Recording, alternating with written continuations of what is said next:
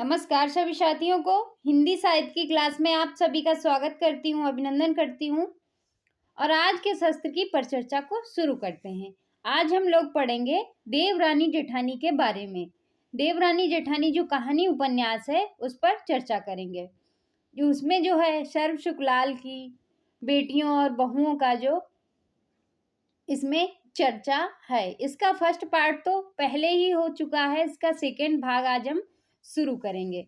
तो सुखदेई जो है उसके लिए अंग्रेजी अखबार आते थे उर्दू, और अंग्रेजी अखबारों की खबरें उससे सुनता था। कौन? उसका हस्बैंड। जब आप थक जाता उससे कहता, लो अब तुम हमें अपने अखबार की खबरें सुनाओ। इस बात से इसको बड़ा ही आनंद होता है। उनका घर तो ऐसा ही था जैसे बनियों का हुआ करता था, पर इसने अपना चौबारा सोने और उठने बैठने को सजा रखा था। चादर लग रही थी, कलाई की जगह नीला रंग फिकवा रखा था। बोरियों के फर्श पर दरी बिछा रखी थी। तस्वीर और फानूस भी लग रहे थे। दो कुर्सियां बड़ी और दो कुर्सी बड़ी, दो कुर्सी छोटी, जिनको आराम कुर्सी कहते हैं, एक तरफ बड़ी पड़ी हुई थी। किताबों की एक अलमारी मेज के पास लगी हुई थी। दो पलंगों का रेशम की डोरियों से चिन्ही चादर खिंची हुई थी, यानी उसमें तनी हुई थी। अपना सादा कमरा अच्छा बना रखा था। उसके बाद जब कोई बाहर की लुगाई आती तो छोटे लाल की बहू अपना चौबारा दिखाने ले जाती, यानी अपना कमरा दिखाने। एक दिन अपनी जेठानी से बोली कि आ जाओ जी, तुम भी आओ। उसने कहा, अब ले मैं ना आती। और लुगाइयों ने कहा, निगोड़ी अपने देवर का चौबारा देख लेना। शर्मा शर्मी उठी चली गई और चौबारे यानी कमरों को देख अकदक रह गई। इसकी अटारी में दो पुराना धुरानी खाट पड़ी हुई थी। पिंडौला का पोता और गोबर का चौका भी न था। गोबर का चौका यानी गोबर से लिपा पुता भी नहीं था। एक कोने में उपलों का ढेर, दूसरे में कुछ चिथड़े और एक तरफ नाज के मटके लग रहे थे। इसके बाद इसका कारण यह था कि बेचारा दौलत राम तो नीरा बनिया ही था, पढ़ा लिखा कुछ था ही नहीं। आगे उसकी बहू गांव की बेटी थी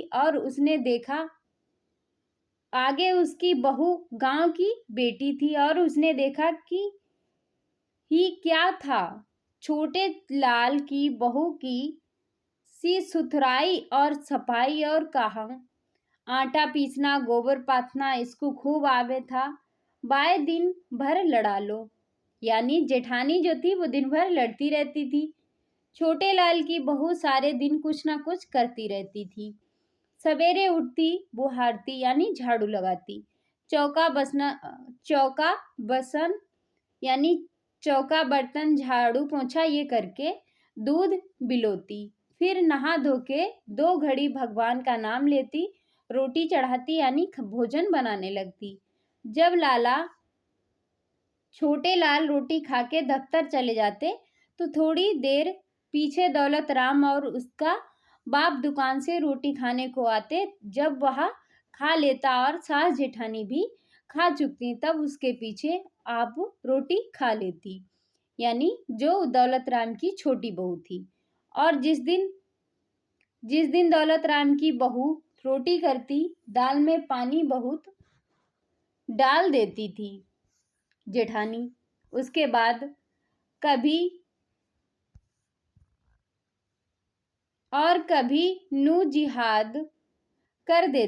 नून जिहाद यानी नमक ज्यादा कर देती, और कभी डालना ही भूल जाती। गांव के ऐसी मोटी मोटी रोटियां करती, यानी गांव में जो चूल्हे पे रोटियां बनाई जाती हैं एकदम मोटी मोटी सी बनाई जाती हैं। किसी को बहुत सेक देती और किसी को कच्ची रह जाती। इसीलिए बेचारी देवरानी को दोनों वक्त चूल्हा फूकना पड़ता था। रात को पूरी पराठा और तरकारी कर लिया करें तो दोपहर को रोटी खाने से पीछे घंटा 1.5 घंटा आराम करती थी। फिर सीना परोना, यानी कुछ भी सिलना होता या कुछ भी बनाना होता, मोजे बुनना, फुलकारी काटना, ये मोस्ट इम्पॉर्टेंट है, ये पूछा भी जा सकता है एग्जाम में। और आप लोगों को तो पता है कि एग्जाम के लिए नोटिफिकेशन हमारा आ चुका है और फॉर्म डेट, एग्जाम डेट, सारी चीजें आ चुकी हैं। टोपियों में काला बत्तू की बेल लगाना आदि में जिस काम को जी चाहता ले बैठती, करने लगती। उसके बाद इस समय मोहल्ले और बिरादरी की लड़कियां 2 घड़ी को इसके पास आकर बैठी थी। किसी को मोजे बुनना बताती और किसी को लिखना पढ़ना सिखाती थी और अपना भी काम करती रहती थी। जब कभी इस काम से मन उछड़ता, यानी मन उसका बोर हो जाता, तो अपनी पोथी में से सहेलियां और भनेलियों को कहानी सुना सुनाकर कभी बहुत रुलाती और कभी हंसती थी। पोथी यानी पुस्तक। और जब कभी ज्ञान चर्चा छेड़ देती तो भगवत गीता के श्लोक पढ़ पढ़कर ऐसे सुंदर अर्थ करती कि सुनकर सब मोहित और चकित हो जाती। और जिस दिन एकादशी, जन्माष्टमी, रामनवमी ये पर्व पड़ते तो तिथि पर्व होती, सीना पिरोना ना होता, उस दिन तुलसीदास और सूरदास के भजन गाती, विष्णु पद सुनाती, सब प्रसन्न हो जाते। उसके बाद रात को जब सब ब्यालू कर चुकते और अपने चौबारे में चली जाती और रात को 10 बजे तक जहां तहां की बातचीत करके हंसती और बोलती रहती। सुखदेई के भांजे का विवाह या मरवाड़े में हुआ था। हापुड़ से अपनी बहू को लेने आया। अगले दिन लाला सर सुख ने दुकान पर मिलने गया। राजी खुशी कहा के बोला कि मामी ने अपनी भावज को यह चिट्ठी दी, घर पहुंचा देना, यानी अपनी भाभी को चिट्ठी दी। लाला ने नौकर के हाथ घर चिट्ठी भेजवा दी। छोटे लाल की बहू ने पहले आप पढ़ी, फिर सास को पढ़ाकर इस तरह सुना दी। स्वयं श्री सर्वोपयोग योग बहु आनंदी जी, यह सुखदेई की राम राम वाचना, यह क्षेम कुशल है, तुम्हारी क्षेम कुशल सदा भली चाहिए। बहुत दिन हुए कि तुम्हारी एक चिट्ठी नहीं आई, मैंने उसका जवाब लिख दिया। और फिर जो है दौलत राम की बहू जो इस तरह से अपनी चिट्ठी पढ़ रही थी, तुमने कोई चिट्ठी नहीं लिखी, यद्यपि वहां के आने जाने वालों से राजी खुशी की खबर मिलती रही, तथापि चिट्ठी के आने से आधा मिलाप है। अब तो मुझे आए दिन बहुत दिन हुए हैं, तुमसे मिलने को जी चाहे, सो माँ से कहना कि मुझे 2-4 महीने के लिए बुला ले। ये जो है चिट्ठी में पढ़ रही थी। उसके बाद यहाँ पे इतना महत्वपूर्ण नहीं है, यहाँ से कि सुखदेई की माँ ने चिट्ठी सुन के कहा कि कल 5 सेर आटे के लड्डू कर लीजो, लड़की को कोथली भेजनी है और जो मैं कहूँ चिट्ठी में लिख दीजो। सो सुखदेई को यह चिट्ठी लिखी। सुखदेई जो थी वो उसकी लड़की थी, सर्व शुक्लाल की।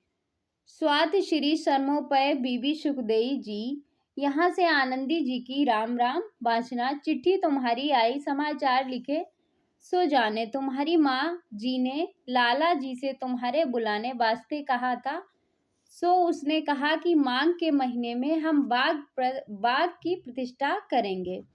उसके बाद ये जो है चिट्ठी फिर से इधर से लिखी जाती है। उसके बाद यह चिट्ठी में लिखी हुई चीजें सुखदेई के भांजे के हाथ भेज दी गई। जवानी में कहलावत गई कि लाला बंसीधर से कह देना कि माघ के महीने में लड़कियों को लेने बहल पहुंच जाए।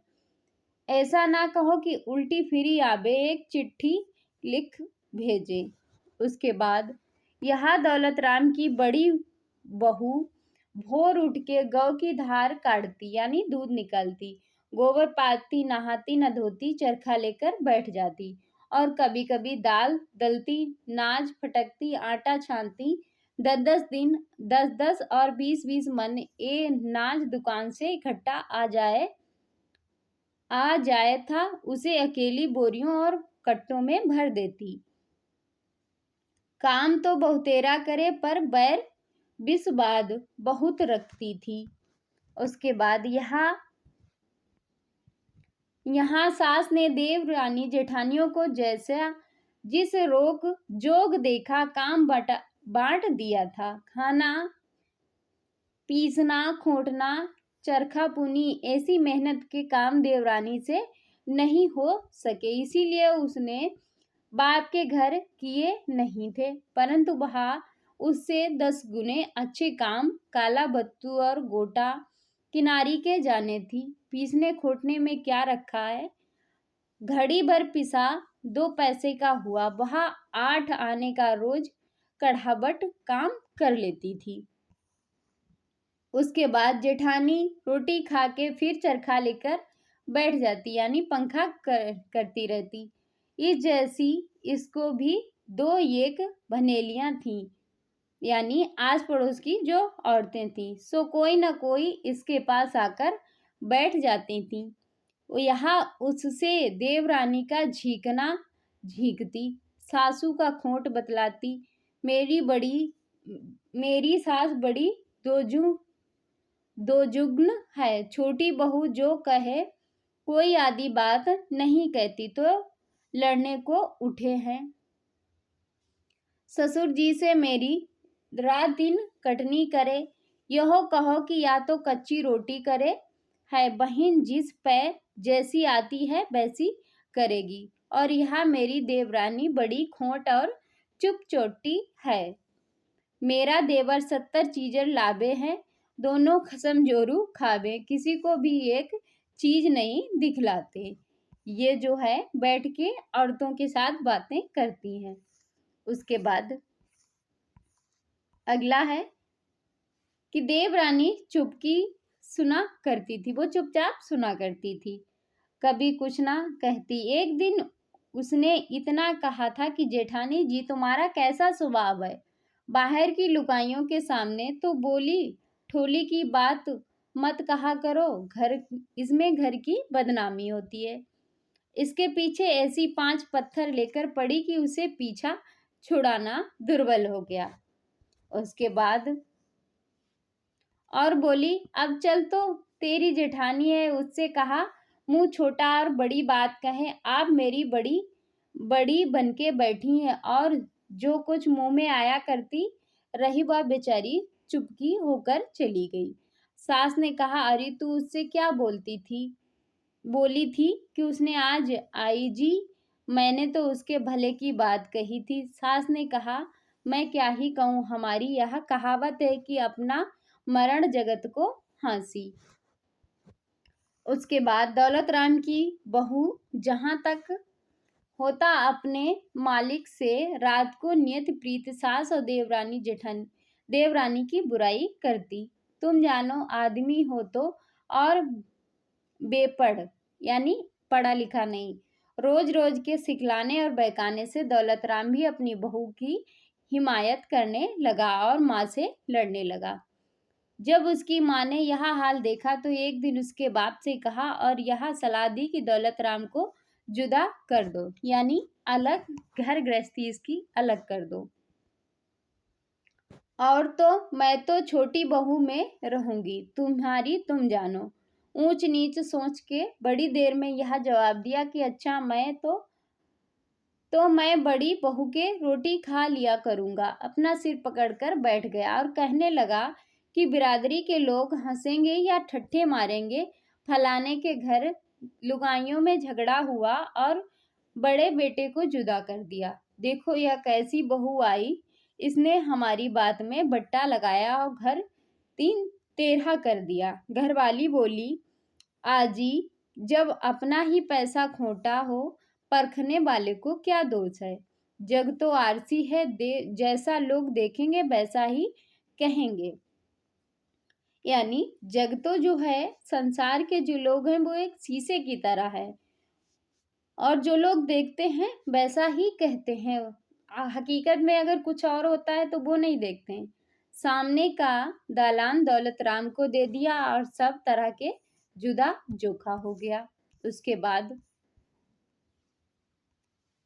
जो कोई चीज दुकान से आती, दोनों घर आधी आधी पट जाती थी।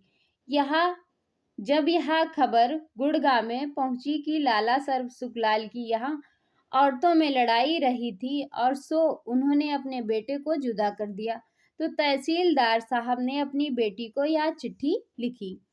स्वयति श्री सर्वोप मयो योग्य बीबी आनंदी जी, यहाँ से राम प्रसाद आदि समस्त बाल गोपाल की राम राम वाचना। यहाँ क्षेम कुशल है, तुम्हारी क्षेम कुशल चाहते हैं।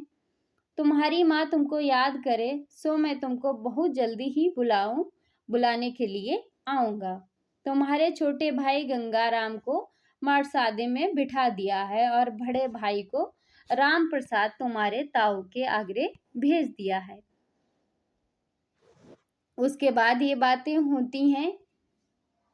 तुम्हारी छोटी बहन भगवान देही 1 महीने से मादी है, जब से ही उसका लिखना पढ़ना छूटा हुआ है और तुम तो आप बुद्धिमान हो, परंतु तो भी जो पिता का धर्म है, जो 4 बात लिखना आवश्यक है। बेटी, मैं तुमसे उसी दिन प्रसन्न हूँगा जब मैं यह सुनूंगा कि तुम्हारे ससुराल वाले तुमने प्रसन्न रखा है। तुम्हारा लिखना पढ़ना उसी दिन काम आएगा जब तुम अपनी सास की आज्ञा में रहोगी। सास को माता के राम तुल्य जानना, ननद और जेठानी को अपनी बहनों से अधिक मानना।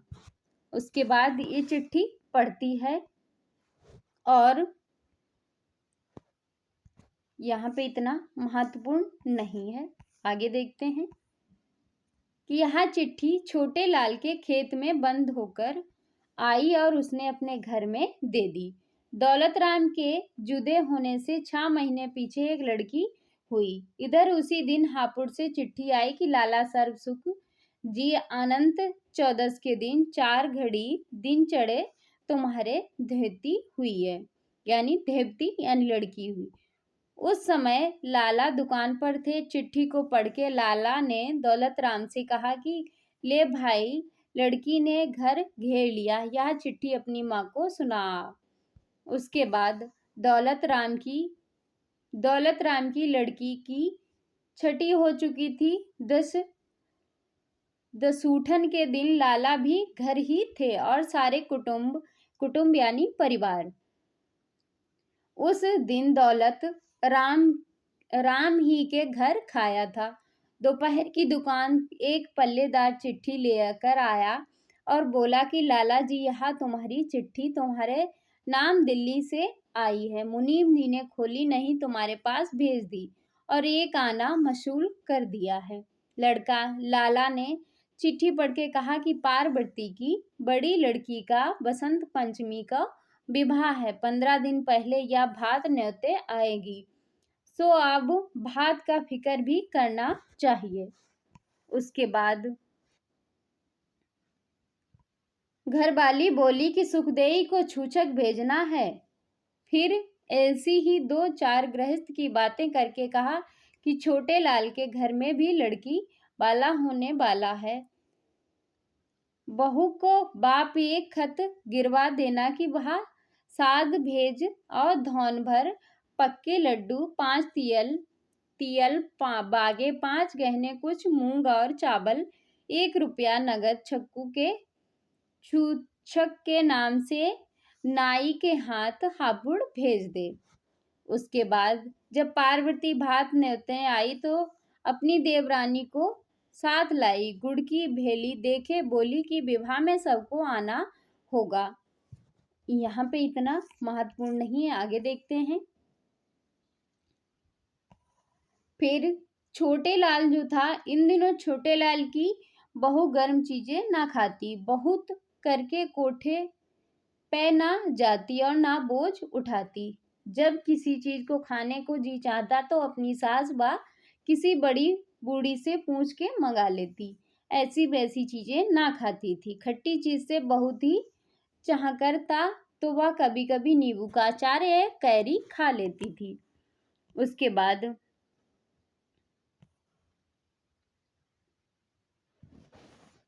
आगे देखते हैं।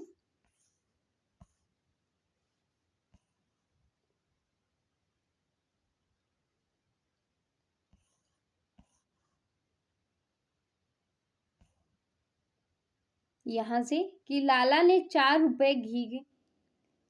रुपए का घी और 1 रुपए की खाड़ दुकान से भेज दी। और जब रात के घर आए, घरवाली से कह दिया कि घी का तो तौल के रख छोड़े और बहुत ही खिचड़ी व दाल में डालकर दिया करियो, यानी किसको? छोटे लाल की पत्नी को। खाड़ के लड्डू भी बना लीजो, बहू का शरीर दुर्बल यानी निर्बल हो गया है, उसमें ताकत आ जाएगी और बच्चा दूध से भूखा नहीं रहेगा। उसके बाद वह आप चतुर थी, दोनों वक्त बांधा खाना खाती, लाल मिर्च गुड़ शक्कर सीताफल की तरकारी, तेल का अचार, खीरे और अमरूद आदि से परहेज करती। पर मोनी क्या करे, जब लड़का 6 महीने का था, एक दिन सिर से नहाई थी भीगे बालों, बच्चे को दूध पिला दिया, सर्दी से उसी का खांसी हो गया था। उसके बाद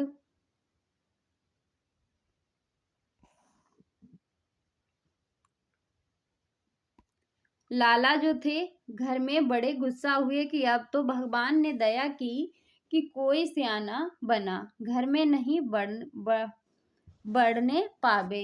यहाँ निर्दयी इस तरह के बच्चों को मार डालते हैं और कुछ नहीं जानते। और बहू से कह दीजो कि भीगे बालों से दूध ना पिलाए।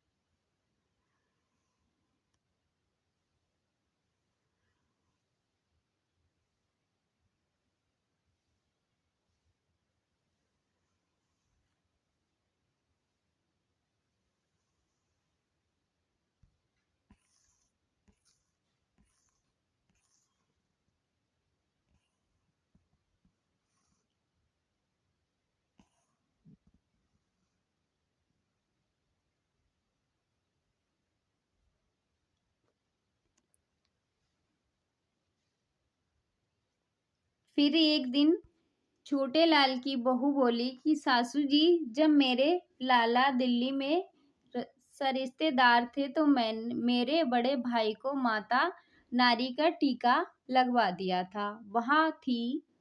वहां भी कहे और मैंने भी लिखा देखा है कि जिस बच्चे को टीका लग जाए उसके फिर माता नहीं निकलती, जो चेचक हो जाती है उसी के लिए, जो निकले भी है तो जोर नहीं होता। सो नन्हे का चाचा कहे था कि जो माँ और लाला की मर्जी हो तो नन्हे का टीका हम लगवा दें। उसके बाद सो माँ बाप की आज्ञा से छोटे लाल ने साफ खाने यानी अस्पताल के बड़े बाबू से नन्हे के टीका लगवा दिया। छोटे लाल का पुत्र का नाम था नन्हे। जब बच्चे को दांत निकलते तो बड़ा ही दुख होता, जो दूध पीता डाल देता। उसके बाद एक बिरिया ऐसा मादा हुआ कि सबने आस छोड़ दी थी कि बकरी के दूध से आराम हुआ था। और एक दिन छोटे लाल अपने साहब को चिट्ठी लिखवा के बड़े डॉक्टर के पास भी नन्हे को लेकर गया। डॉक्टर ने कहा कि जब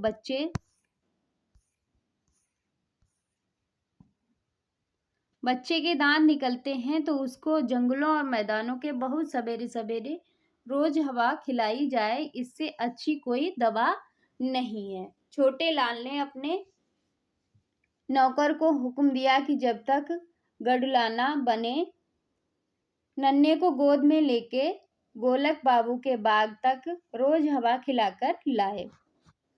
जब नन्हे 2 वर्ष का हुआ, गुडलाने में बिठाकर सूर्य कुंड तक भेजने लगे और बहुत करके लाला, छोटे लाल आप भी गुडलाने के साथ जाया करें।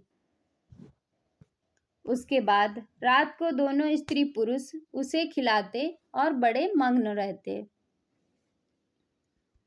फिर और कभी कभी कहता कि नन्हे को अंग्रेजी पढ़ा के रुड़की कॉलेज भेजेंगे। कहाँ? रुड़की कॉलेज, इंजीनियर बनावेंगे। उसकी घरवाली कहती कि नहीं, इसको तो तुम वकील बनाना। मेरे ताऊ आगरे में वकील हैं, हजारों रुपए महीने की आमदनी और घर के घर किसी का नौकर भी नहीं। एक दिन बड़े लाला बाहर चबूतरे पर पोते और पोती को खिला रहे थे। बड़े लड़का जो था उसकी लड़की थी और छोटे का लड़का। और नन्हे अपने सर पर हाथ रख लेता, वहां हंस पड़ते और कहते जीते रहो। इतने में दिल्ला पांडे आए। पहले लाला ने अपना पाय लागन की, फिर लड़के से बोले कि हाथ जोड़ पाय लागन करे, यहाँ बहु हमारे पुरोहित हैं। उन्होंने कहा सुखी रहो लाला।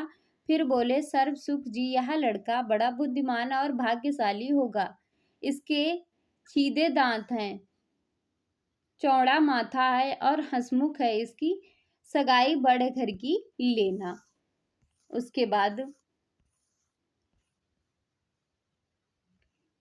अब दौलत राम की लड़की जो थी 3 वर्ष की हो गई थी और जब 2 ही वर्ष की थी तो एक दिन दौलत राम की बहू उसे छोटी दिल्ली और बड़ी दिल्ली दिखला लाई रही थी और घूघू म्याऊं के खिला रही थी, अर्थात कभी उछलती और लपकती और कभी पैरों पर बिठा के उसे नीचा करती। उसके बाद सिबिया की चाची एक पड़ोसन थी, उसे बुलाया, उसके आके चढ़ाई। एक बिरिया ऐसा हुआ कि वह अपनी लड़की को खस बार नियत अफून दिया करे, इसीलिए वह अपने काम धंधे में लगी रहती थी। उसके बाद एक दिन सुखदेई की माँ ने दौलत राम को दुकान से बुलवाया, वहां हकीम जी को लाया और तब उसने रद्द करने की दवा दी। उसने कुछ आराम पाया और लड़की मरती मरती बच गई। दौलत राम की बहू भनेली, जिसका नाम नाथिया था, कोर्ट पर रहे थे और कभी कभी इसके पास आया करे, तब उसका मालिक साहब लोगों में कपड़े की फेरी फिरा करे। उसके बाद यहाँ पे इतना कोई महत्वपूर्ण नहीं है।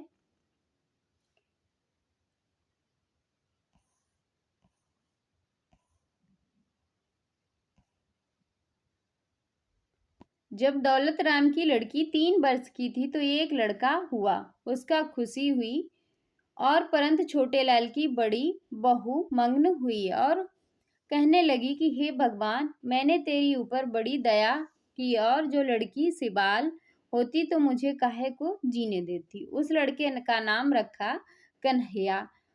जो कोई पूछती तो लौड़ा राजी है। अच्छे बिच्छे को कहती कि नित मादा रहे, दूध नहीं पीता, किसी के सामने दूध नहीं पिलाती ना दिखाती, गोद में ढक के रखती थी। उसके बाद जब छोटे लाल की बहू मादी ही थी कि एक लड़का हुआ और उसका नाम मोहन रखा और उसको धाके इस कारण दिया कि बीमारी में बच्चे की माँ का दूध सूख गया था। इधर उसका इलाज होने लगा, उधर मोहन धाके पलने लगा। धाका 2 रुपए महीना कर दिया और कह दिया कि जब लड़के को तुझे लेंगे राजी कर देंगे। उसके बाद छोटे लाल और उसका लाला घर होते चौवन्नी अठन्नी धाको देते और उसको लालो चापलो कर देते। और वहाँ धा जाटनी थी, उसका जाट लाला की दुकान पर पैठ के दिन घी बेचने आया करे। सो लाला उससे भी कह दिया कि करे कि भाई हमारे तुम्हारे घर की बात है, जब तक लड़का तुम्हारा है उसको राजी रखना। छोटे लाल की बहू को तो जब ही आराम हो गया, पांचवें वर्ष लड़के को धासे लेने की सलाह दी। उसके बाद एक दिन मुहूर्त दिखाने उसे जाट से कहा कि फलाने दिन तुम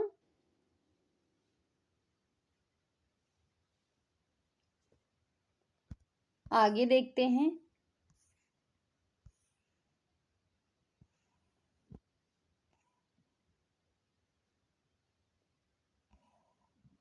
बड़ा लड़का जब था, नन्हे नन्हे की अवस्था 7 वर्ष की थी, जब उसे पांडे के यहाँ मुहूर्त करा के अंग्रेजी पढ़ाने को मदरसे में बिठा दिया। नन्हे की सगाई कई जगह से आई, पर छोटे लाल और उसकी बहू ने फेर दी और यहाँ कहा कि 15-16 वर्ष का होगा तब विवाह सगाई करेंगे। बाबा दादी ने कहा कि तुम क्या गजब कर रहे हो, यह सयाना हो जाएगा, कौन विवाह सगाई करेगा? लोग कहेंगे यह जात में खोटे होंगे जो अब तक विवाह नहीं हुआ। लाचार इनको बुलंदशहर की सगाई रखनी पड़ी और जिस दिन सगाई ली और नन्हे टीका करवा के उठा, दौलत राम की बहू उसी समय बाहर से आग लाई, चक्की पीसने बैठी, सिर धोया और अपनी मरी माँ को याद कर बहुत रोई। उसके बाद सबने बुरा कहा, दौलत राम भी गुस्सा हुआ। छोटे लाल की बहू की मामा की बेटी दिल्ली से मेरठ में बिहाई हुई आई थी और उसकी बेटी जब 9 वर्ष की थी, कोयल में शिवलाल बनिए के बेटे से विवाह हो गया था उसका। एक दिन कोठे पर खड़ा पतंग उड़ा रहा था और ऊपर की दृष्टि आगे जो बड़ा धड़ाम देसी 3 मंजिले पर से नीचे आ गिरा, पत्थर पर गिरा, हड्डियों का चकनाचूर हो गया, सिर में बहुत सारी चोट लगी थी। उसके बाद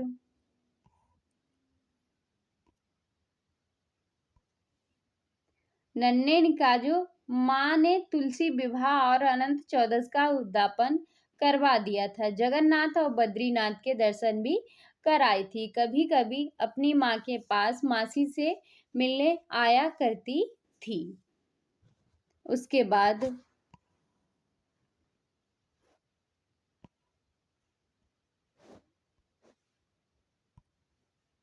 इसमें ये पूछा जाता है कि किन किन जातियों का मुसलमानों साहब लोगों में दूसरा विवाह हो जाए और अब तो बंगालियों में भी होने लगा। जाट, गुर्जर, नाई, धोबी, कहार आदियों में तो दूसरे विवाह की कुछ रोक टोक नहीं है। आगे धर्मशास्त्र में लिखा है कि जिस स्त्री का उसके पति से संभाषण नहीं हुआ हो और विवाह के पीछे पति का देहांत हो जाए तो वो पुनर्विवाह योग्य है, अर्थात उस स्त्री को दूसरा विवाह करने का कुछ दोष नहीं है। उसके बाद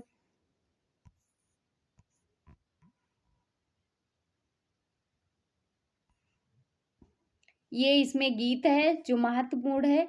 सांझी री क्या ओढ़े क्या पहनेगी, काहे का शीश गुदाबेगी, सालू ओढ़ेगी मारू मसरू पहनूंगी, सोने का शीश गुदाबूंगी। ये जो है जब दौलत राम की लड़कियां हैं वो गीत गाती है और मोहल्ले की 1-2 लड़कियां हैं साथ में। उसके बाद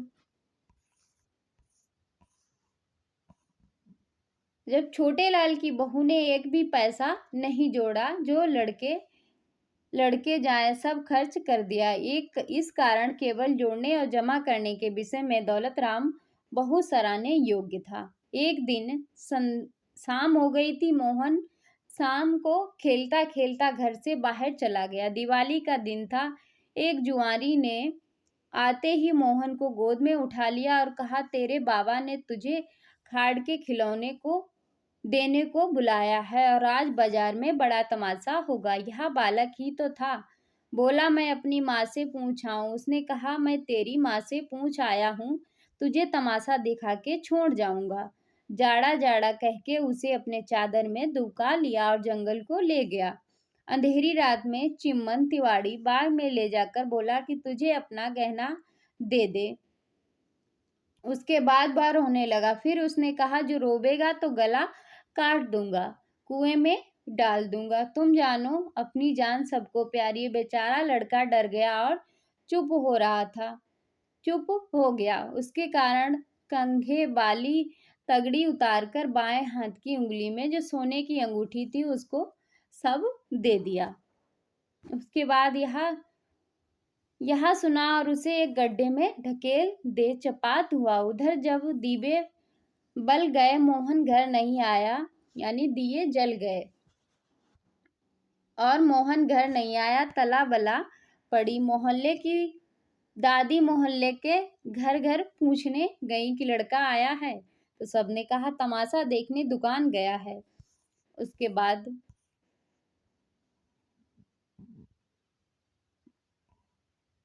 बड़े लाला ने जमादार के कहने से 5-7 पल्लेदार बुलवा और मसाले जलवाकर सब दरवाजे से बाहर देखने को भेजा। बागों और मंदिरों के कुएं में कांटे डाल डाल सब जगह देखा। ये जब चिम्मन तिवाड़ी के बाग पहुंचे तो उस मसाल के साथ दौलत राम था।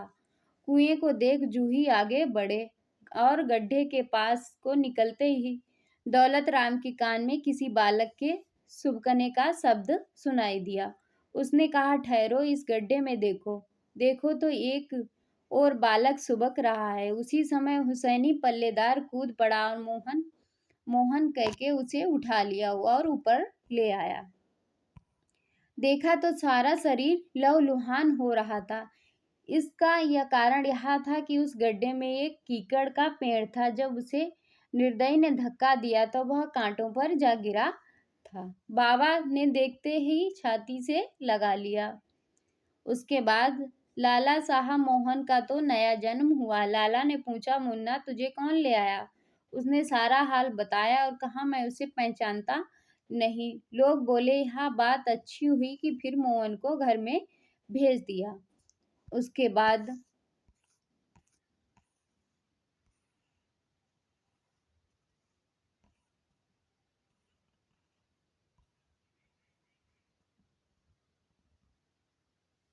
इधर अब मुलिया का विवाह फूले दौज का ठहर गया था। दिन दिन के बारात आई। जब बारात चढ़ ली और जनवासे में जा ठहरी, गाड़ी वालों को भूसा दिलवा दिया गया। 51 रुपए नगद, सोने के 5 गहने, 300 रुपए की मलियत, 5 बर्तन, जारी का जमा। ये घोड़ा और पालकी यहाँ से खेत में गया। जब खेत देके लौटे तो कहते आए कि लाला, सब जमीनें की जल्दी करो, 10 बजे से पहले के फेरे हैं, ऐसा ना हो कि लगन टल जाए। उसके बाद अगले दिन जब बारी पूरी हो ली, विदा की ठहरी, उस समय लाला सर्व सुखलाल जी ने सब बाराती को 1-1 रुपया नारियल टिके किया। उसी बड़ी बाबा रही। 21 तियल, 1 दोयसा, 11 बर्तन, 1 बड़ा भरी टोकरा, कुछ रुपए नगद और पकवान आदि सभी दिए।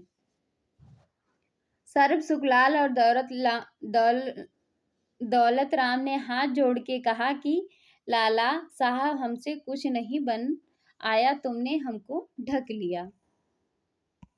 उसके बाद नन्हे की सगाई कहाँ से? बुलंदशहर में झुन्नी मुन्नी के यहाँ से हुई थी। वहाँ खत्ती भरा करे नाज का भाव जो गिरा, उन्होंने अपनी चारों खत्ती बेच दी, जिसमें उनको 2000 रुपए बन रहे। सो उन्होंने यहाँ सलाह की, भाई लड़की का विवाह कर दें, इसी के भाग हैं। विवाह सुजाब के सर्व सुख जी को एक चिट्ठी भेजी और 7वां तीज का। उसके बाद जब यह चिट्ठी आई, लाला और छोटे लाल दौलत राम ने उनकी माँ के सामने बुला के सलाह की कि यहाँ ठहरी कि रख लो, जहाँ 100 नहीं सबाए। छोटे लाल ने कहा कि हमें अपने काम से काम, बहुत सी टीप टाप में कहाँ की नमूद मारी जा है।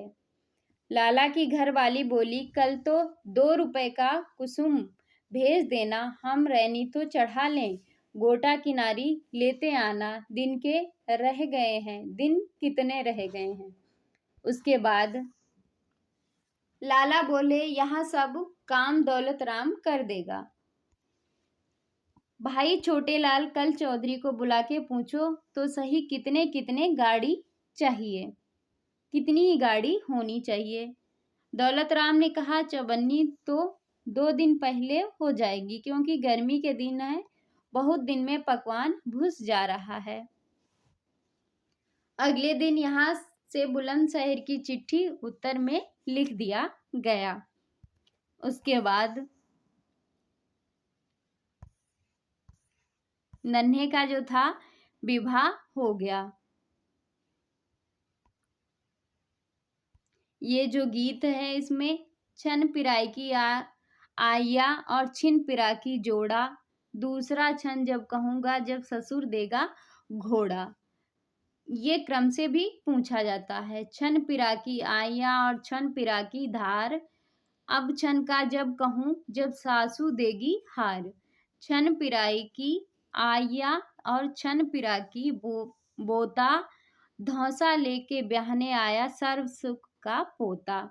यह सुनकर सब स्त्रियां हंस पड़ती हैं। कहा 3 हुए और एक कह दो। फिर उसके बाद फिर एक कहा था कि छन पिरा की आइयां छन पिरा की खुरमा, तुम्हारी बेटी ऐसी रखूंगा जैसे आंखों का सुरमा। आनंद पूर्वक अपने घर आ गए बारात लेके।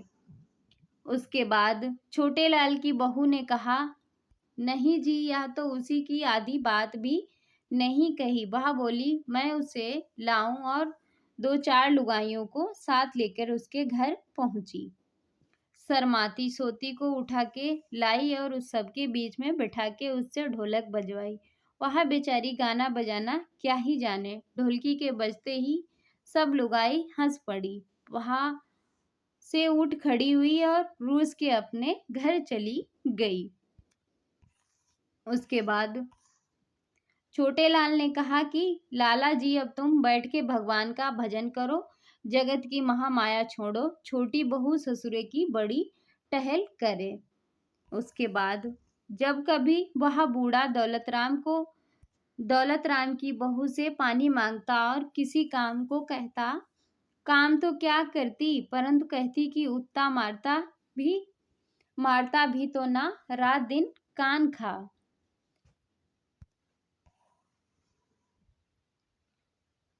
यहाँ पे इतना कुछ महत्वपूर्ण नहीं है, आगे देखते हैं।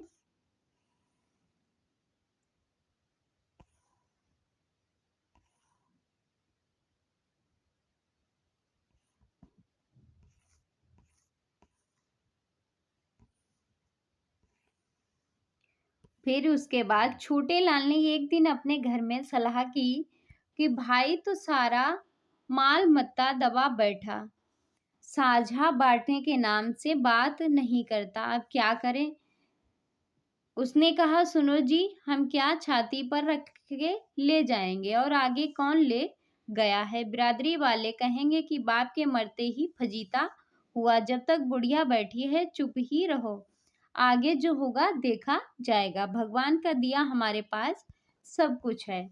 उसके बाद जब छोटे लाल ने देखा बड़ा भाई किसी प्रकार से नहीं मानता, साझा बांटने के नाम से लड़ने को दौड़ता है, एक वकील से सलाह की और तस्की वर्जी दे दी। इसी पर जवाबदेही दौलत राम की, यह सब मेरा पैदा किया हुआ है।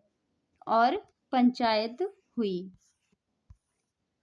और उसने समझा दिया कि तुम इसको ना मानोगे और आगरे की सुध धरोगे तो बिगड़ जाओगे। मंडी की दुकान दौलत राम के पास रही। तिस पर भी दौलत राम की बहू कहने लगी कि हमको पंचों ने लुटवा दिया। जिस हवेली में दोनों भाई रहे थे, छोटे लाल के हिस्से में आई। इस कारण दौलत राम को दूसरी हवेली में जाना पड़ा। जिस दिन दौलत राम की बहू उठ के गई, चलती चलती दो खिड़कियों के किवाड़ और चौखट उतार ले चली। जूही दोहरी पहुंची, चौखट से ठोकर खा के गिरी। बोली, हे भगवान, उत्ते बैरी यहाँ भी चैन नहीं देते, और बड़बड़ा के चली गई। तो ये था देवरानी जेठानी की कहानी, उपन्यास। आज के सत्र को यहीं पे समाप्त करते हैं। मिलते हैं अगले सत्र में, तब तक के लिए जय हिंद।